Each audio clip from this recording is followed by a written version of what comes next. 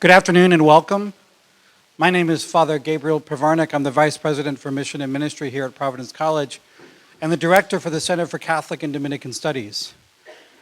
The St. Joseph Lecture on History, Justice, and Peace is part of the Quinn Family Lecture Series hosted by the Center for Catholic and Dominican Studies each year.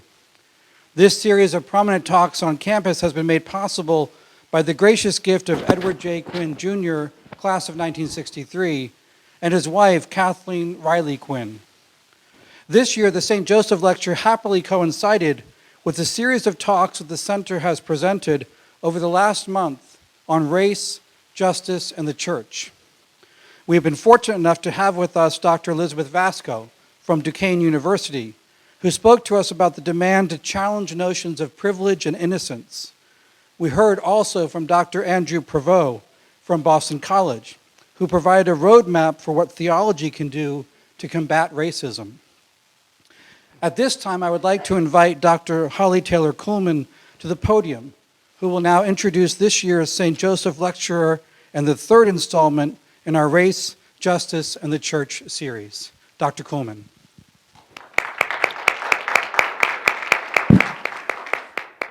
Well, friends, it is a real pleasure for me to be able to introduce to you Dr. Willie James Jennings, who is Associate Professor of Theology and Black Church Studies at Duke Divinity School, Duke University, the place where I completed my doctoral work and was privileged to have Dr. Jennings assist me at crucial points in trying to ask some of the questions that I attempted to ask and to answer them well.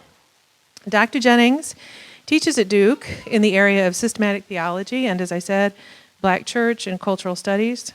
He is the author of numerous articles, and his research interests include systematic theology, Black church studies, as well as liberation theologies, cultural identities, and anthropology. Recently, he is the winner of the 2015 Louisville Grawemeyer Award in Religion, an important award. Dr. Jennings is also an ordained Baptist minister, and he serves as an active teaching and preaching minister in his local church. If I could say just a very brief personal word, I'd like to say a bit more about something you already see in this introduction, which is an interesting synthesis of a number of different kinds of commitments, a kind of holistic approach that I have admired much, and many others who have had the privilege of working, studying with, and knowing Dr. Jennings have also admired. You know, I think there are a lot of us who are looking for the truth. We're trying to find a way forward.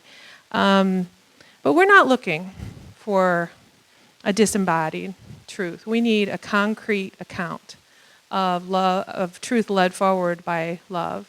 And for many of us, Dr. Jennings has been just that. So with that, I introduce you to Dr. Jennings.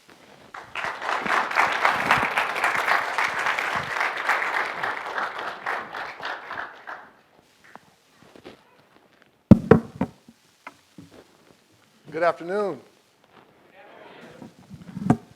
It is a tremendous honor for me to be here with you today. It is a great joy to be in the presence of Dr. Taylor Kuhlman and Dr. Dillon. Father Gabriel, I want to thank you for the kindness you've shown me, booking my flight and taking care of me. These are really important matters when you have to fly, and I want to thank him for that. And it's been a joy to get to meet Raphael and Tierra, these wonderful colleagues who are doing important diversity work here, and to be with students and faculty and staff. What a delight, what a delight. I left the warmth of Durham, North Carolina to come here, and it was a sign of great love and joy that I've done that, and I am glad to be here. I was born and raised in Grand Rapids, Michigan, but I haven't lived in the cold for almost 35 years, and so what we say in the South is when you are from the North and you're in the South, your blood thins. And when you come back to the North, it's not that easy. And I can testify that that is absolutely the case. I got off the plane and came down through baggage claim, and then I stepped out into the brisk, beautiful Rhode Island air, and I thought, Lord, I thank you for North Carolina. But I am thrilled to be here and deeply honored to be the St. Joseph lecturer and to be a part of this very important conversation you have been having about justice, race, and life in this country. I am thrilled to be able to share with you some of my thoughts on a topic that always remains urgent for us who inhabit wonderful institutions like this fine educational institution, namely how we might understand the work of education in the face of the racial reality that is America, a reality that weaves together race, violence, and faith. Race, violence, and faith. It seems that trying to come to grips with the racial and violent reality that is America will always be a present concern, because in this country, we cannot see, or we refuse to see, the deep entanglement that is racial America.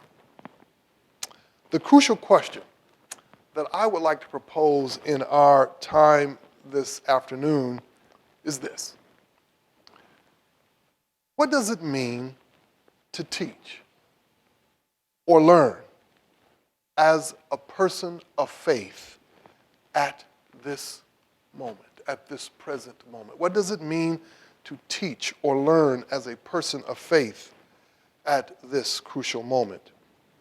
What should the performance of teaching look like for those who claim a faith, any faith, or even for those who claim no faith?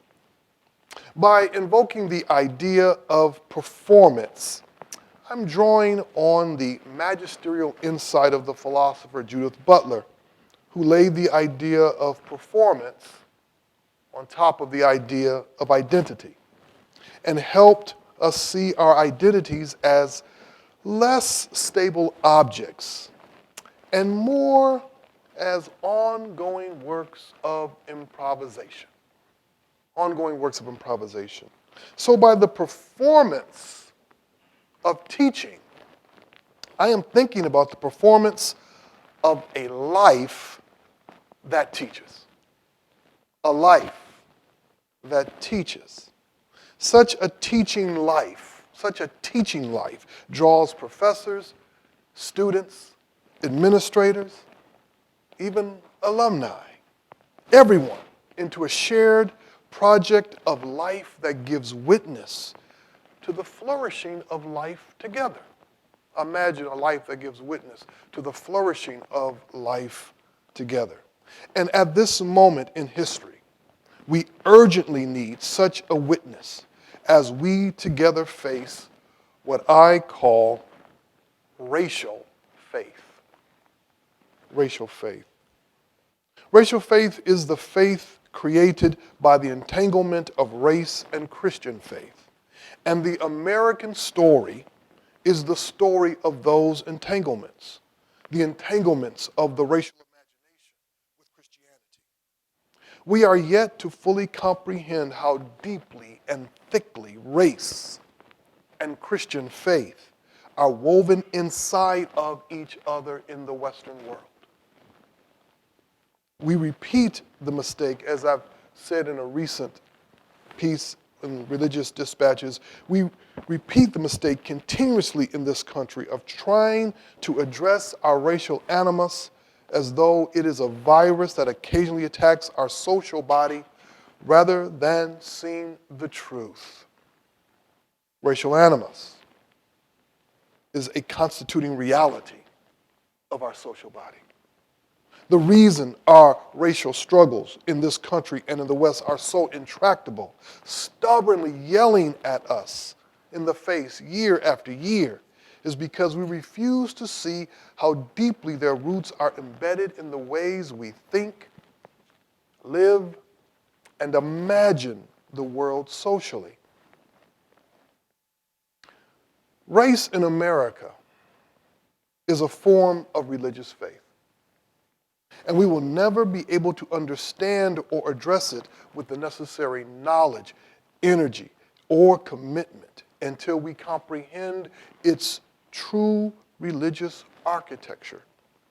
Race has a Christian architecture, and Christianity in the West has a racial architecture. Racial faith is not Christian faith. In fact, one does not need to be Christian to operate in this faith. One can, however, be Christian and be faithfully performing racial faith within one's Christian identity. The problem we have never really faced in this country is how deeply racial faith is woven into the educational endeavor in America. So this afternoon, I would like to imagine an educational endeavor and a teaching life that might overcome racial faith. What is racial faith? Well, there are many aspects of racial faith, but the one aspect of it that I want to consider brings us into the heart of its problems for us inside educational institutions. It is the emergence of what I call pedagogical imperialism. Pedagogical imperialism. In order to understand this pedagogical imperialism, we need a story. It is a story that contains many stories. But at its beginning, it is the story of people we would now call European Christian settlers who came to the new worlds that we now call Africa, the Americas, the Pacific Islands, and other colonial holdings, and entered with unprecedented power. Unprecedented power, power like no one in the world had ever imagined.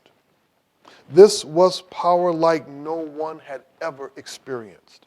It was built on technological advances, their brutal warrior cultures, and the disruptions they brought to native ecological systems.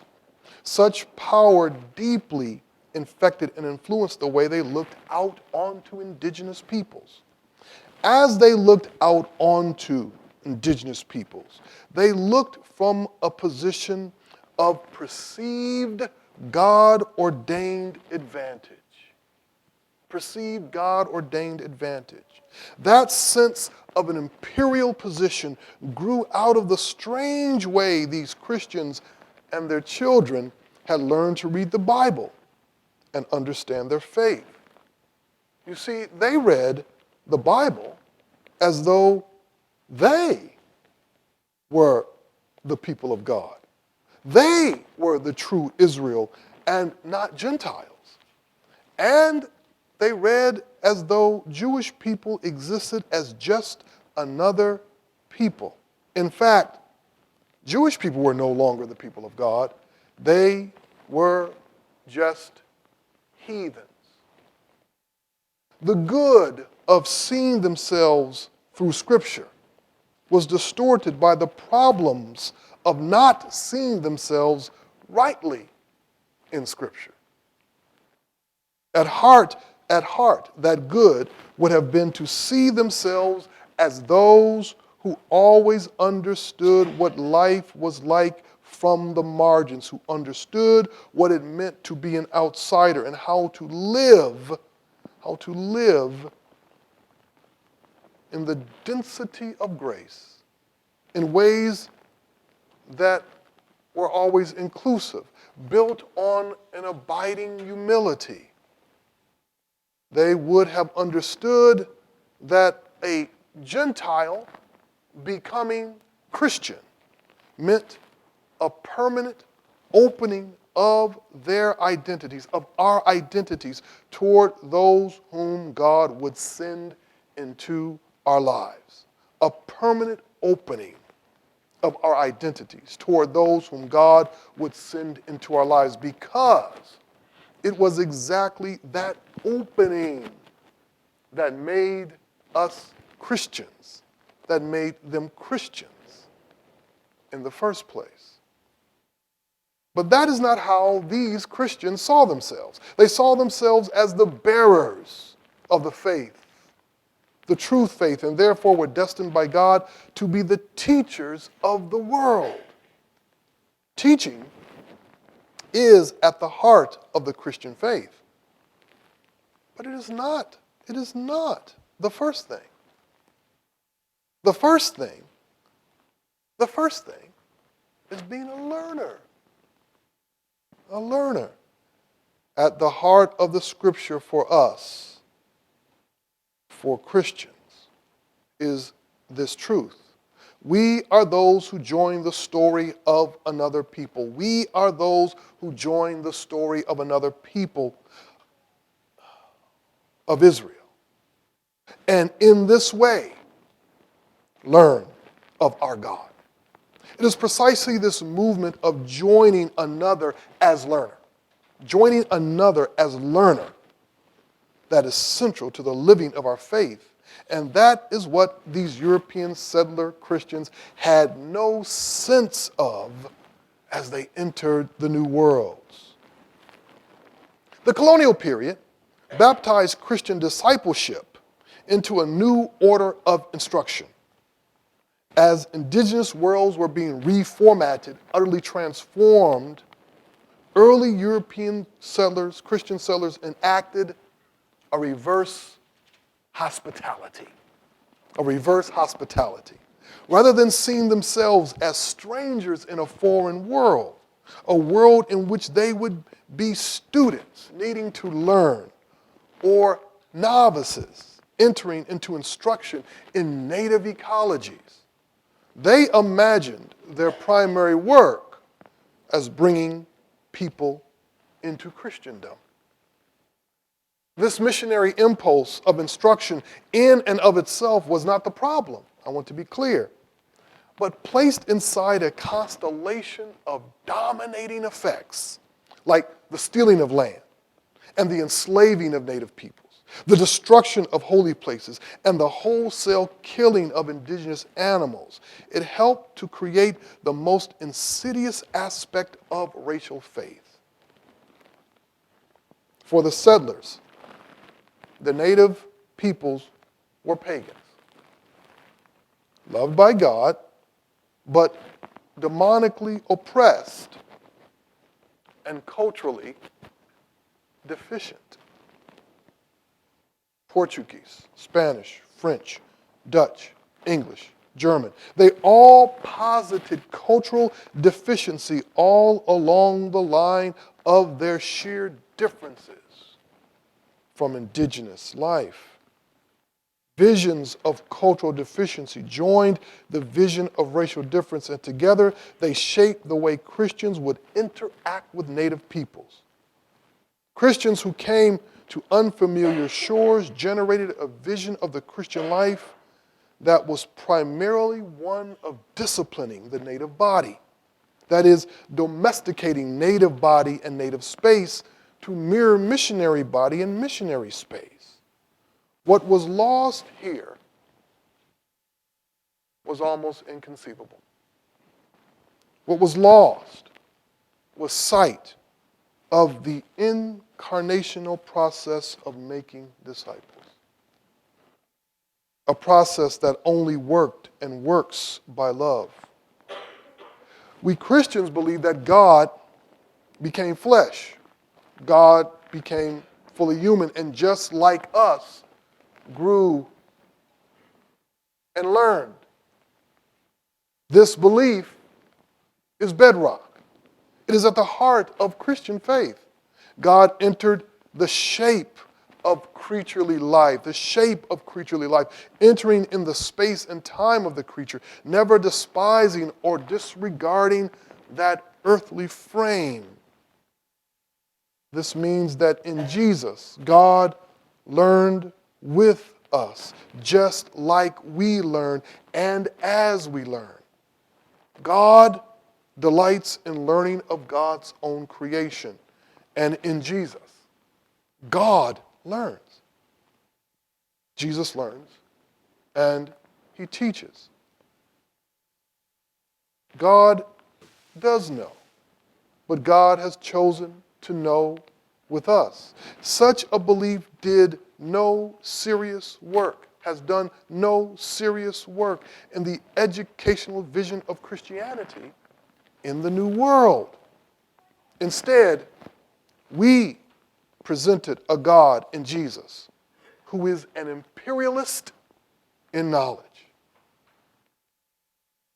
We have inherited an active legacy that preferred to impose theological knowledge, denigrate indigenous knowledge, and presented a God who knows everything and wants to know nothing, which means we have presented a Christianity that knows everything and wants to know nothing, because the Christian God is not found in the learning, only in the teaching.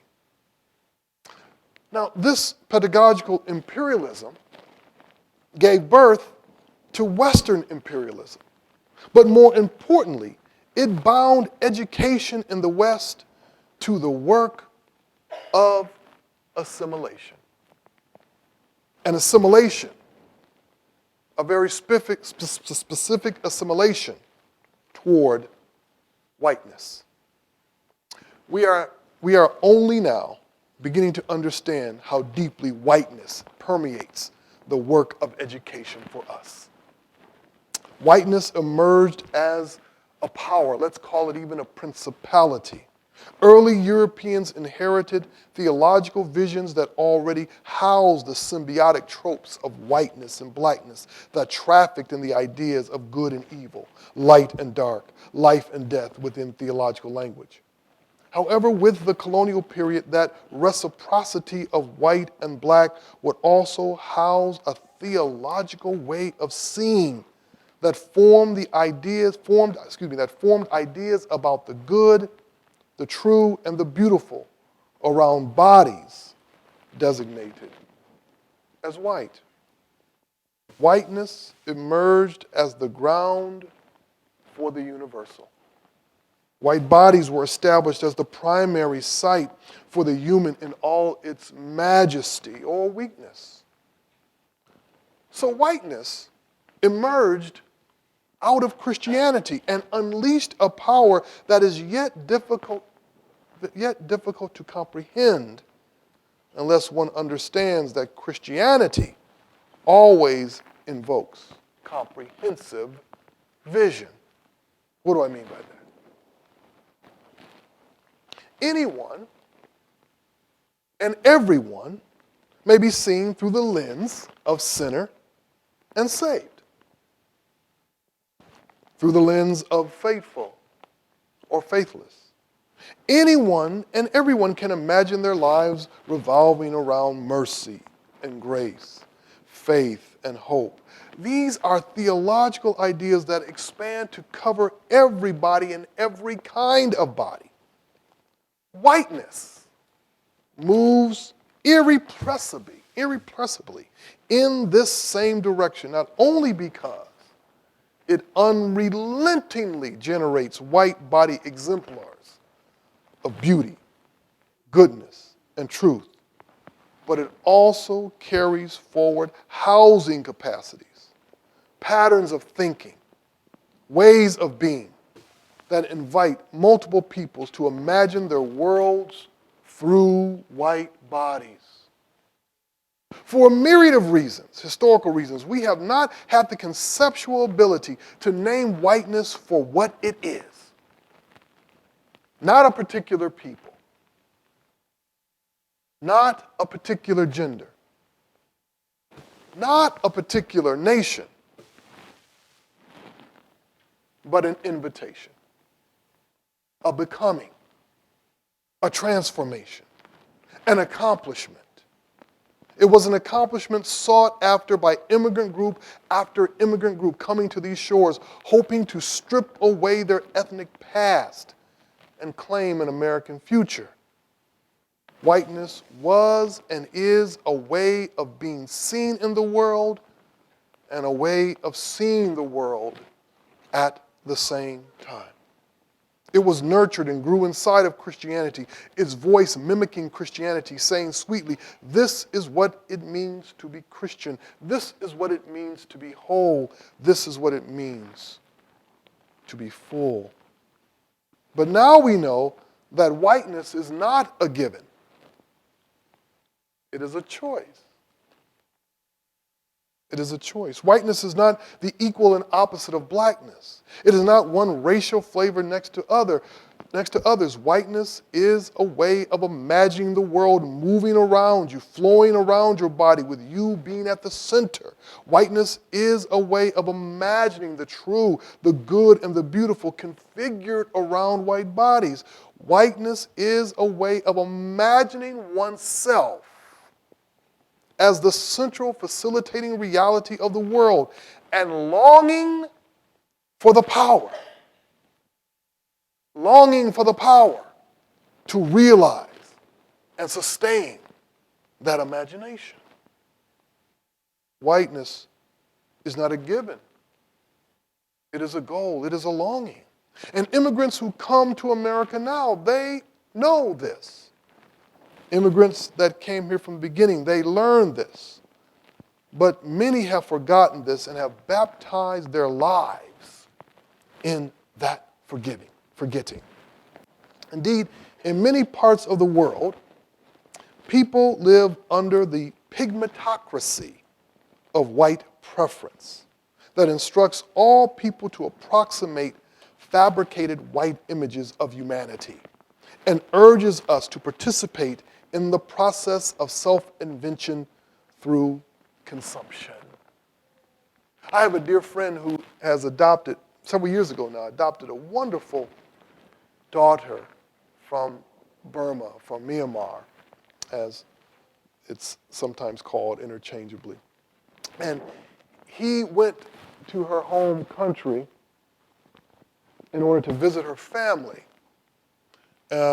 And went to the downtown area near the village where her family lives, and there was this massive billboard, like almost the size of this, massive billboard. And it was an advertisement for facial cream.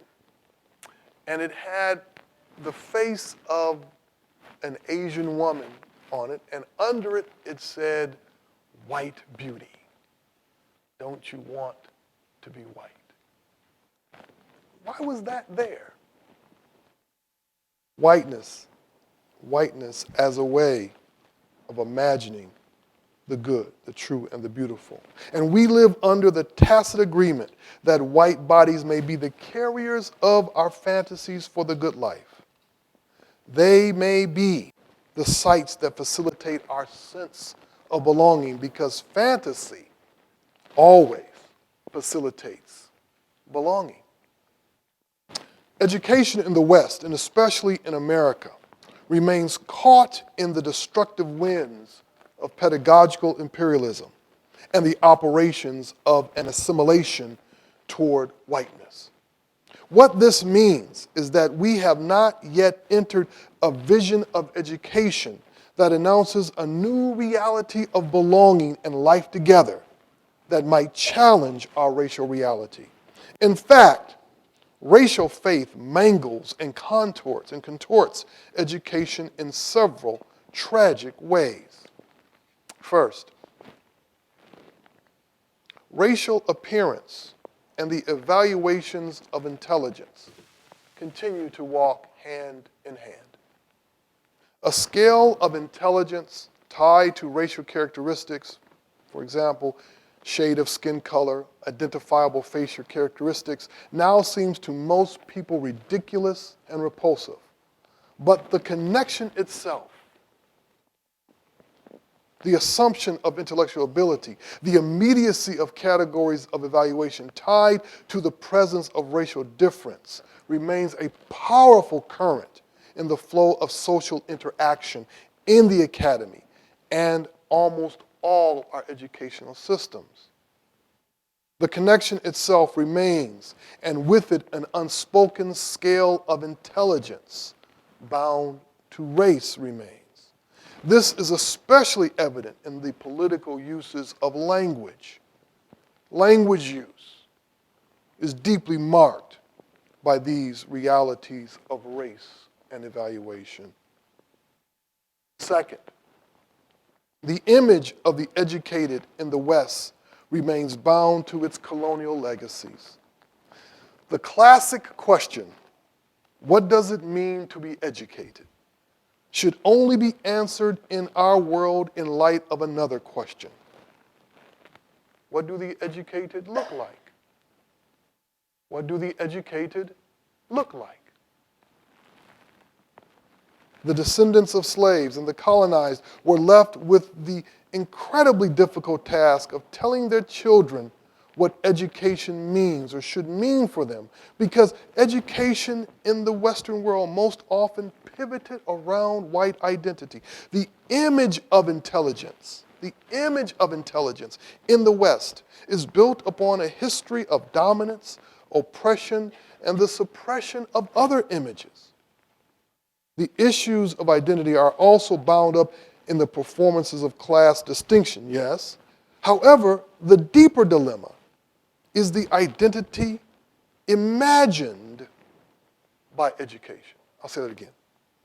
The deeper dilemma is the identity imagined by education.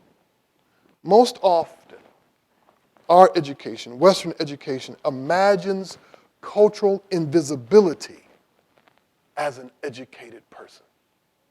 Imagines cultural invisibility as an educated person. The only visible identity has been a white identity. So a visible,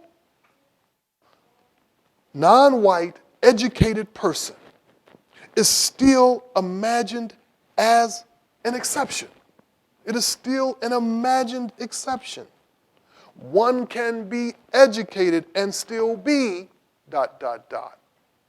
fill in the blank. The reality of an image of the educated is a separate matter from the agreed upon utility and value of education. The issue here has never been if indigenous people or any people valued education, Western or otherwise.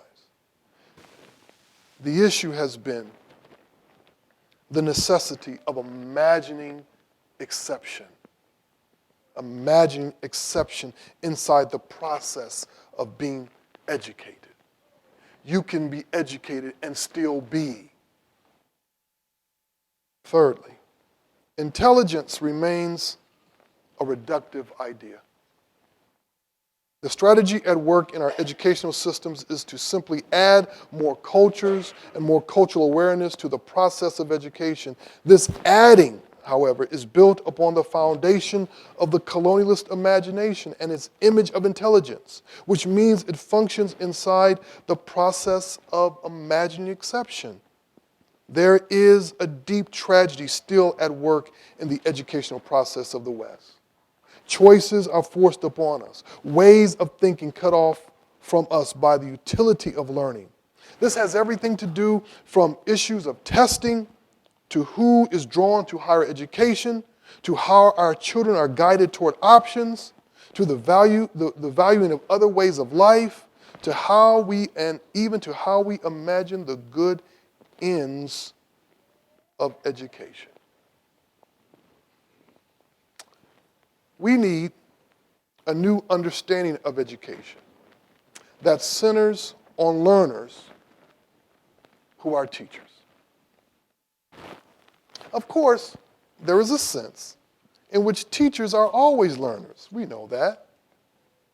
But I am reaching towards something much more radical than what is often imagined by the relation of learning to teaching.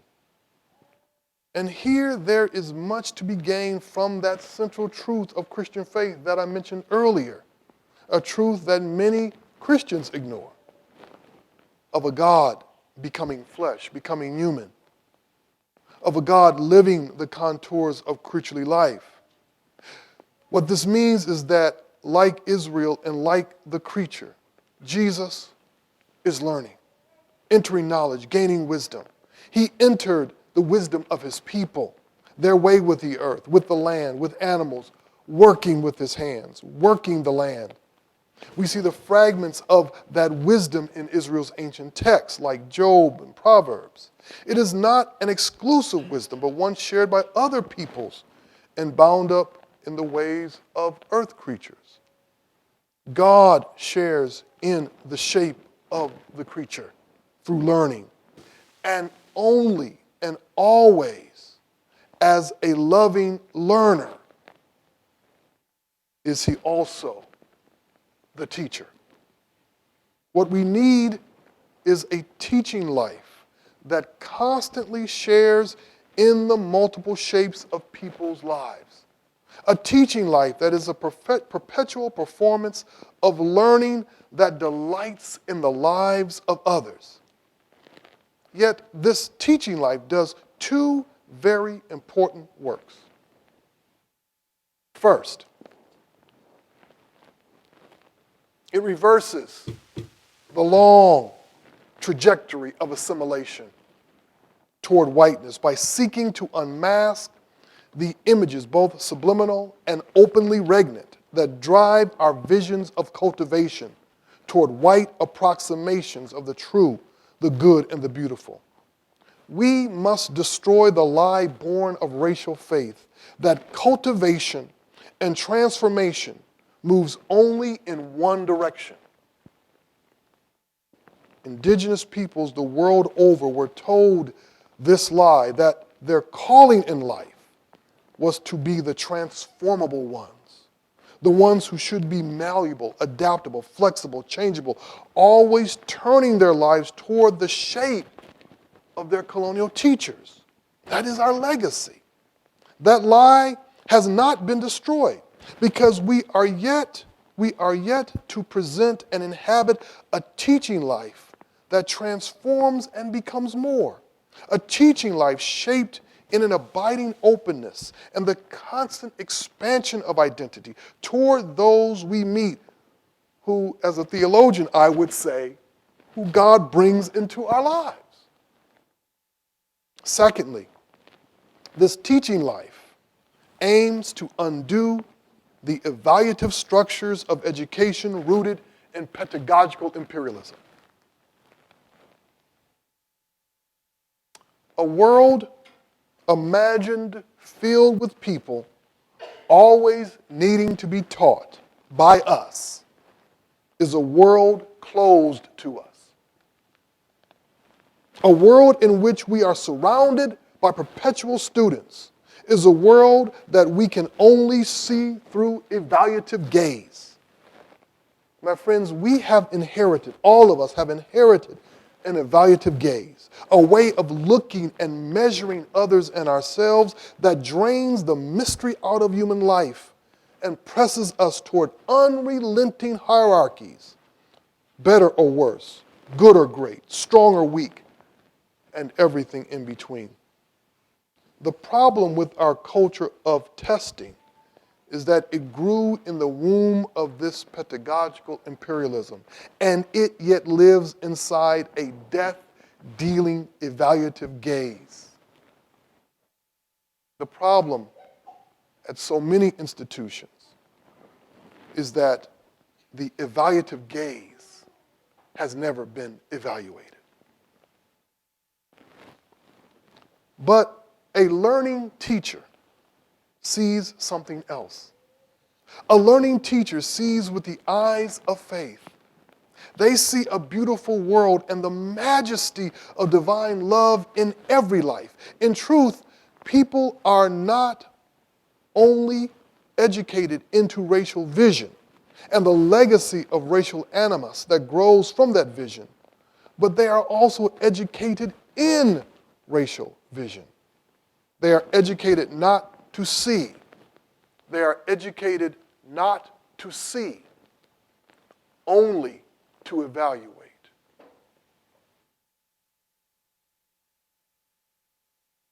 And it's a great tragedy to see a graduate who looks out on the world only in an evaluative frame. And many have been given that fine, tragic gift. What would it mean to invite students to enter a life in which you want to learn of other people, not simply to know, but to join? Not simply to understand, but to share and grow toward, grow into you know not what, into you know not who, but you do know that you will not lose yourself, only become more. Imagine an education that is a becoming, an invitation to a becoming that should never, ever have limits. An invitation to the expansion of my identity, because that's what it means to be open to the world God has created. What would it mean today if all the women and men who carry weapons and badges, who work in banks and on Wall Street, who teach children and adults, who care for broken and pain bodies, if they had been given a vision of lifelong learning that meant, truly meant, lifelong living, lifelong loving of other people, and a lifetime of becoming one with them. Now that is an education worth having, and that is a faith worth being taught. Thank you very much.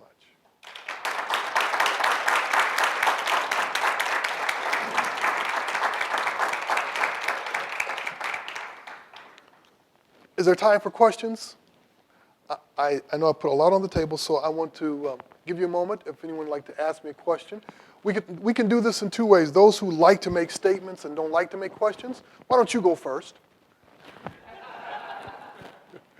I have learned that it's okay to have people who like to make statements. It's good. So statement makers, please lead us off, and then questions a little later. But now, of course, if someone wants to jump ahead of the line and ask a question, that would be fine as well. Please. Yes, my dear brother. And could you state your name for me? I'm Jonathan. And what do you do here at this wonderful institution? You mean I'm a student? Yes. I'm a mathematics major. Wonderful. That's what I want to know from everybody. What do you do? Thank you. So you put a lot of emphasis on the idea of Christ as a learner and a teacher. But not just specifically Christ. I mean, sort of God in general, right? Like Godhead. So I was wondering. So learning would seem to imply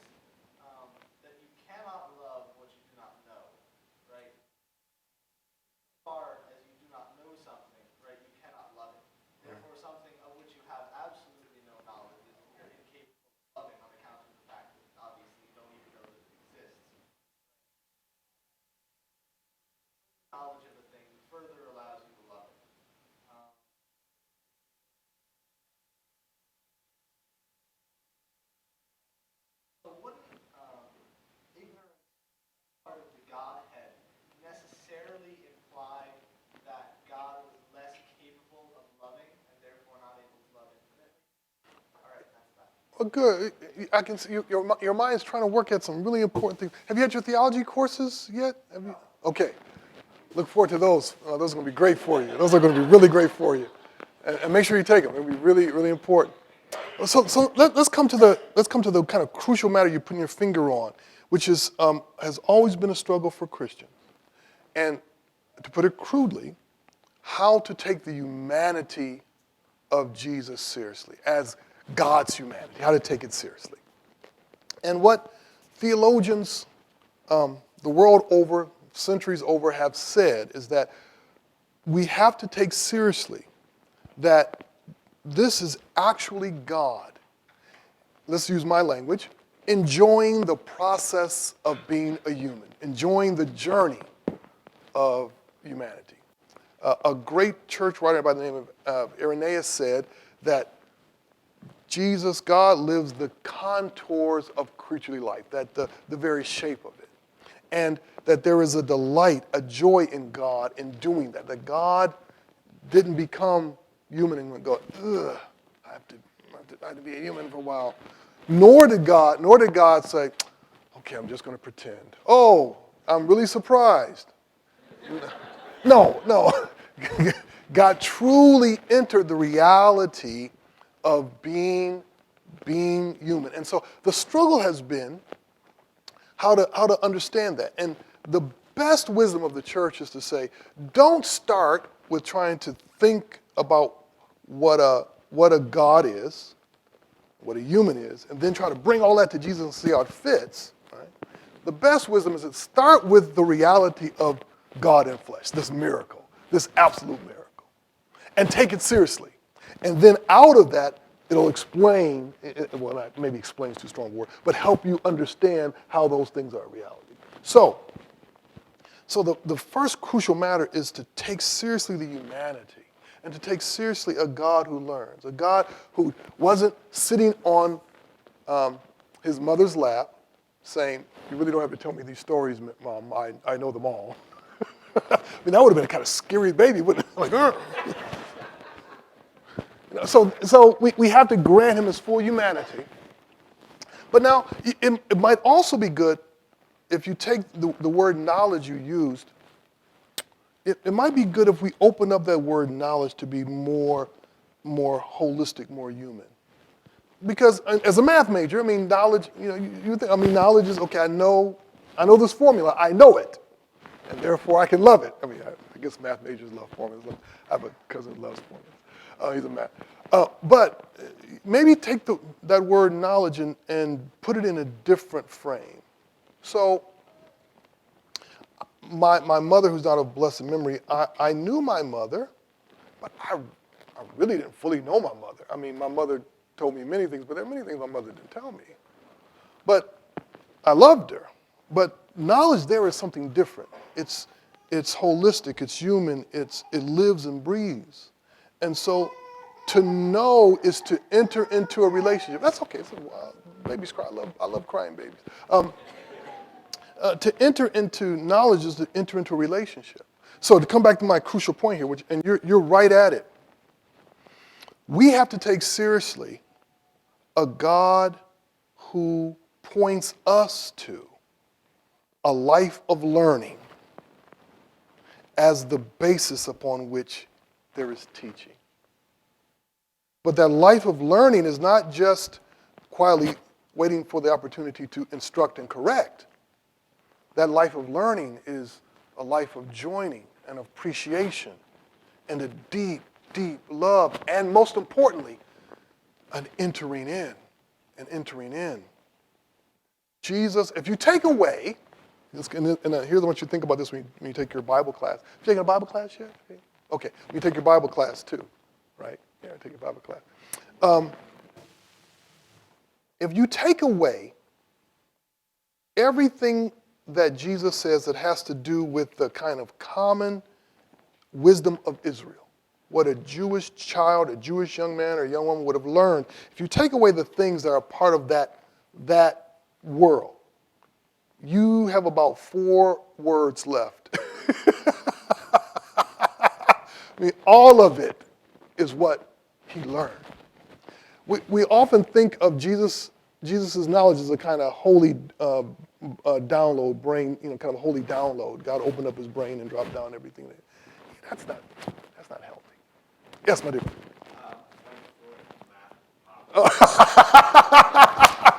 So you know this wonderful student.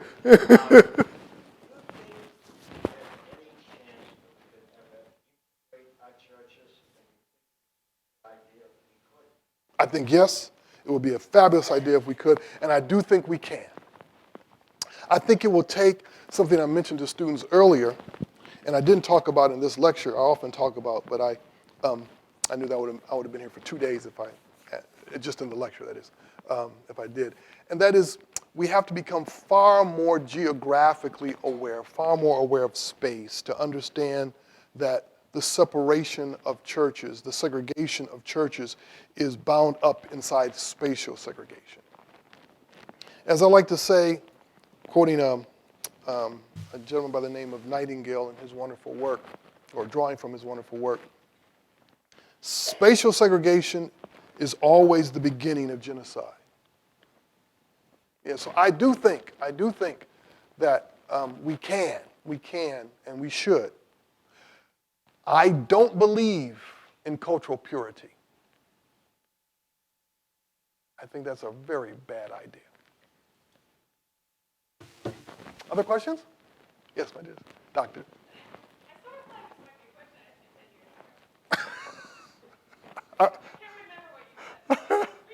Okay, let's see.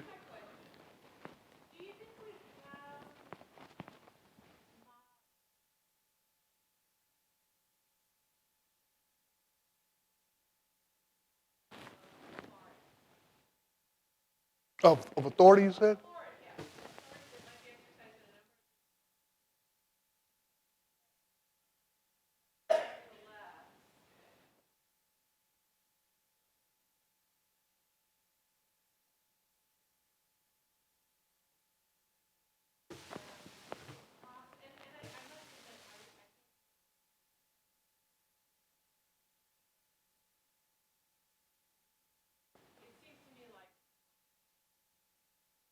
Mm-hmm. Mm-hmm. Mm-hmm. Mm-hmm.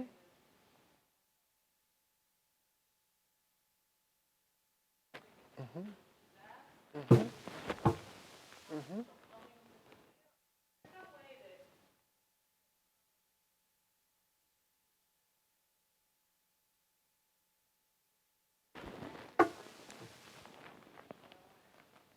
Yes, I don't think imagining the role of teaching in this way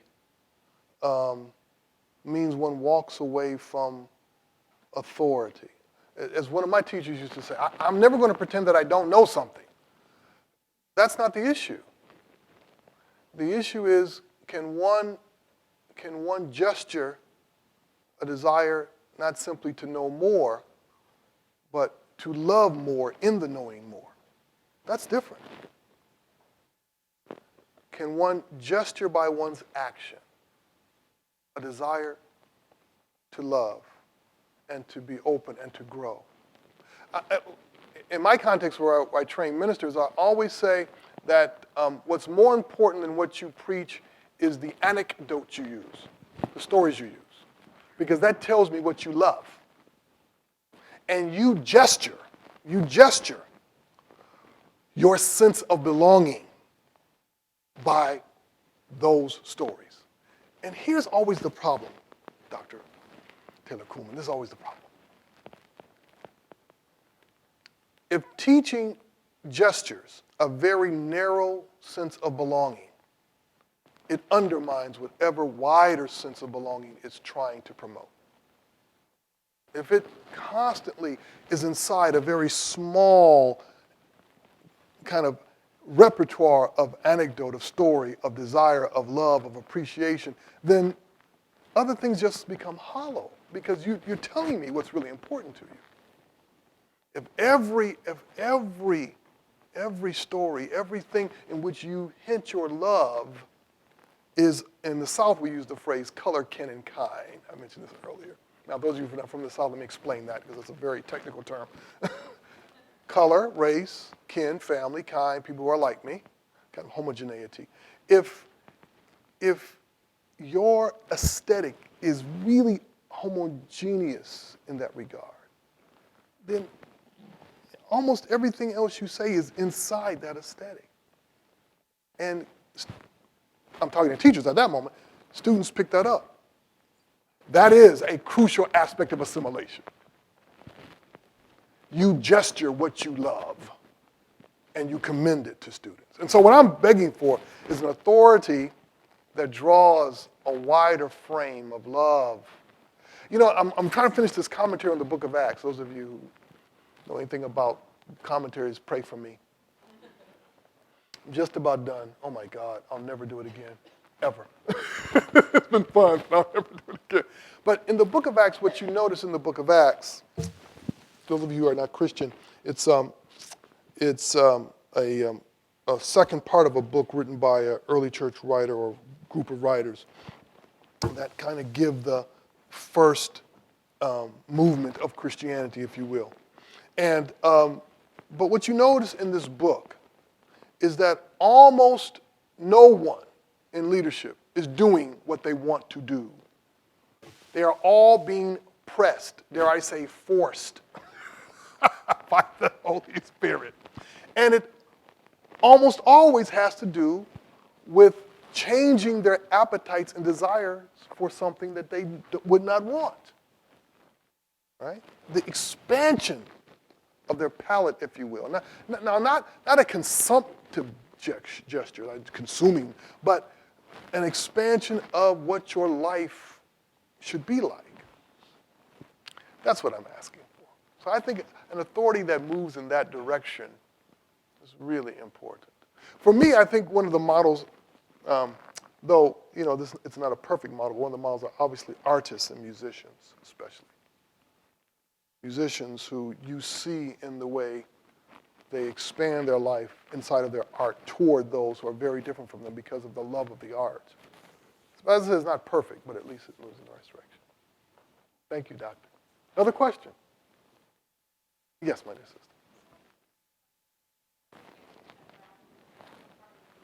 Oh, wonderful.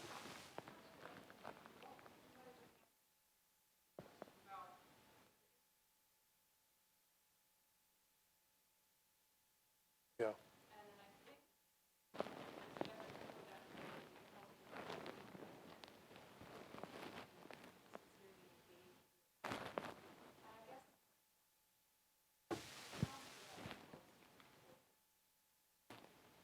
Well, the long, as you know so well, the long trajectory of the possessive logic that's inside of colonialism is a true kind of historical anchor to it. The other, for me, the other aspect of that that brings it right to where we are is the kind of fundamental inability to want to offer oneself in a relationship, in a friendship, to open oneself to the possibilities of my life being a question to myself. And there's a deep resistance to that. I like to think that the Christian faith at its heart is precisely an invitation away from that deep resistance to offering oneself. But admittedly, we are inside a legacy in which the cultural other, people different from the dominant group, have always been understood as consumable objects. And so the possibility of reversing that is a challenge. I've seen it happen, and I think many of us have. Even if we take at the level of interracial love and desire, where people offer themselves to one another, inside the possibility of a new way of imagining life together. One of my favorite authors, she hasn't written much, but the one by the name of Azoulay is her last name. I can't remember her first name. Ariel Azoulay. She wrote a great book called black, white, Jewish, and interracial. And she had this great quote. It said, "To be interracial is to be an interruption." It's to be an interruption. I love that phrase, and I want to steal it for Christianity, if I could find some Christians who would buy into it. To be an interruption, and by interruption, an interruption to the smooth flow of this kind of demonic exchange, right? An interruption to that, and offering a new possibility. Yeah, something like that. Yeah. You're about to say something, dear leader. Mm-hmm. Yes.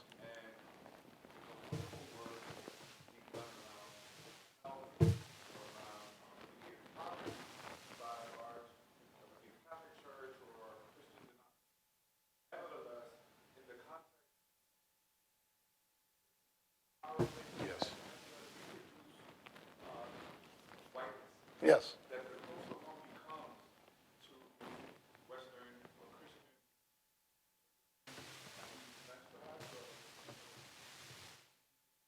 Mm-hmm, mm-hmm.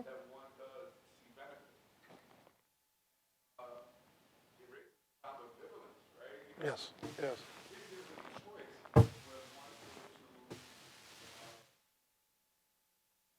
Yes. Yes. Yes. So it seems to me that those legacies, absolutely, and disrupting that will take much effort. Even in evangelization is not necessarily the hope of departing from. I think what you just said is so wise and so important for us to keep in mind.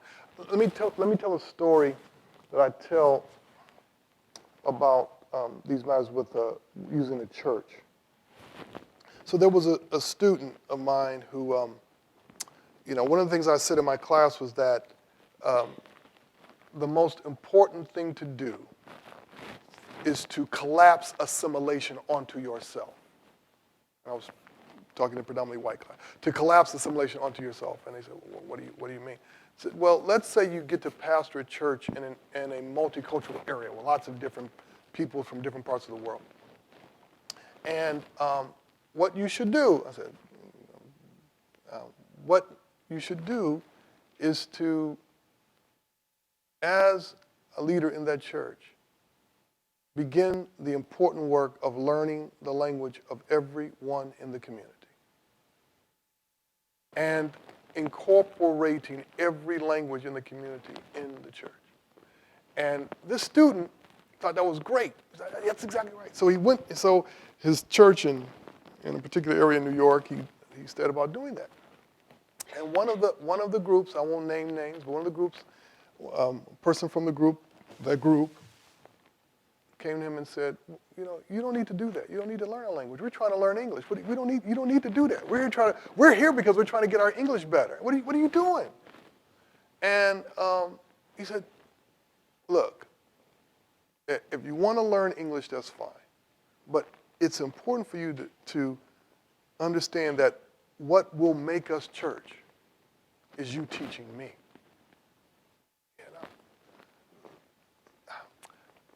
That's the road less traveled. That is Moses rejecting the house of Pharaoh. And too much of our education does not invite students to reject the house of Pharaoh. Invite students to gladly be Pharaoh's child. Yeah, but that's a challenging one. That's a challenging one, reversing assimilation. Do I have time for another question, Dr. Taylor Kuhlman? How much time?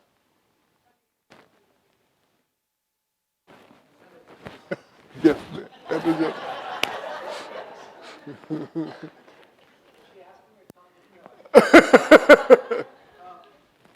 love the phrase that you use because of the evaluated gaze, strength. Yes. And I get that. On the other hand, like a teacher who has to get midterm grades,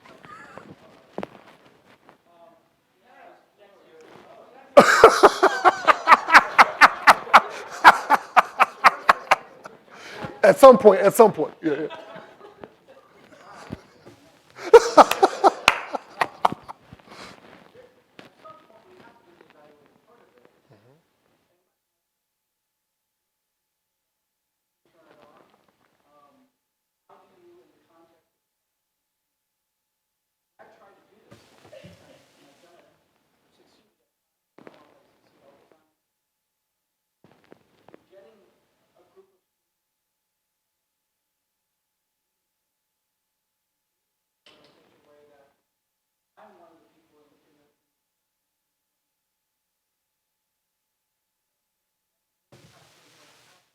But at the end of the day, I want it to be good. Yeah. And I have to make a judgment about what they're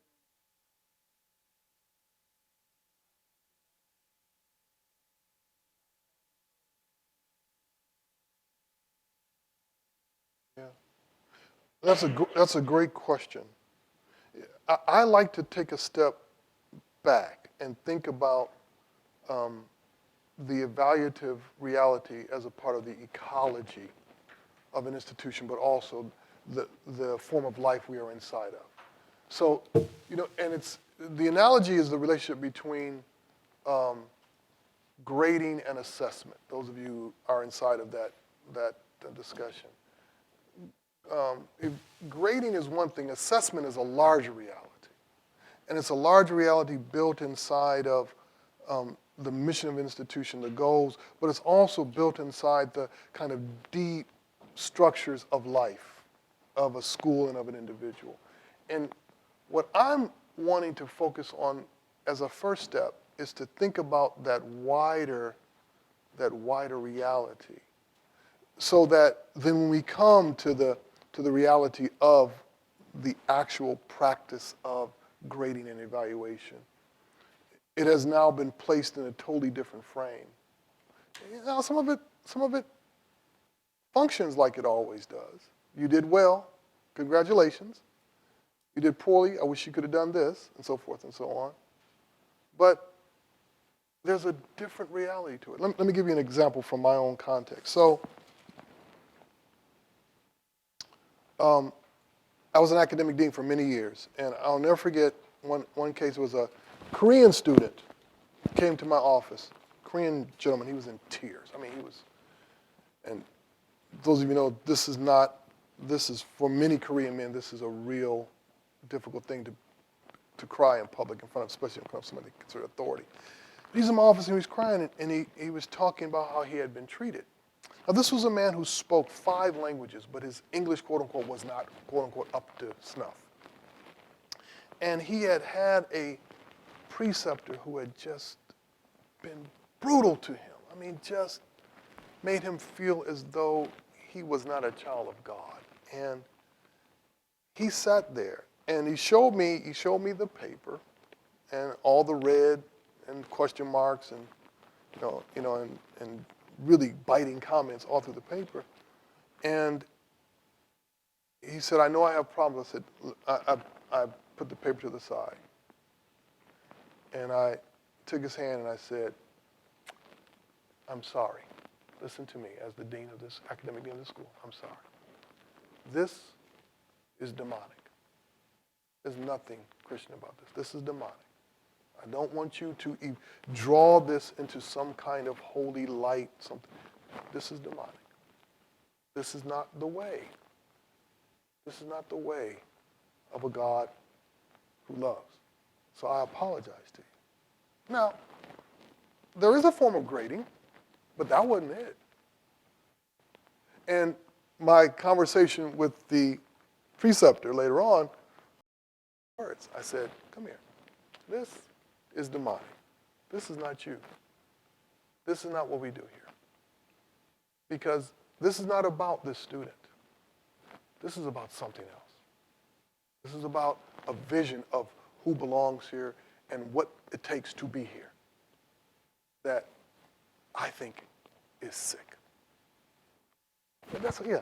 So I'm pressing that larger, deeper reality that permeates educational institutions in this country.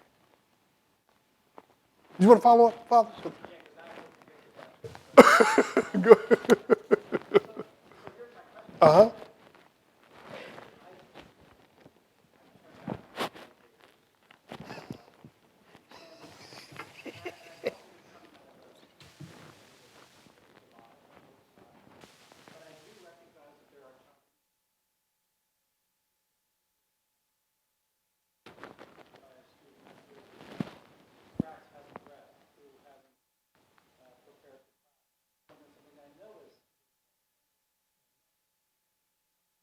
Mm-hmm.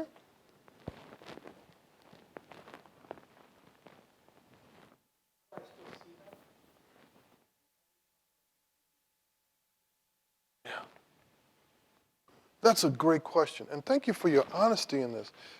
Let me come back to that example and see if, and let me know if I'm coming at your very fine questions. What I wanted for this soon-to-be professor, this graduate student, what I wanted is for them to remember the stories. This was a man who spoke 5 languages. This was a man who, out of great struggle, was here. This is a man who now he was joined to this man's journey. And that this was an invitation for him as the soon professor to learn, to grow. And out of that, draw next to him. Now, that could still be read on the paper. They could, you can still see there's no period here. This is a very bad sentence. But I was aiming at something very different. I was aiming at a sense of the ecology out of which his own formation was coming and going. Hoping that he could see that there was a deep, deep problem. Not in the mechanisms of grading, not in the need to evaluate, but in the way he understood himself as a teacher. That's what I was going after. Does that help? I mean, am I kind of pressing at that way? It's great questions. I don't think I've given them adequate response, but you forgive me, and tomorrow morning you can press me some more.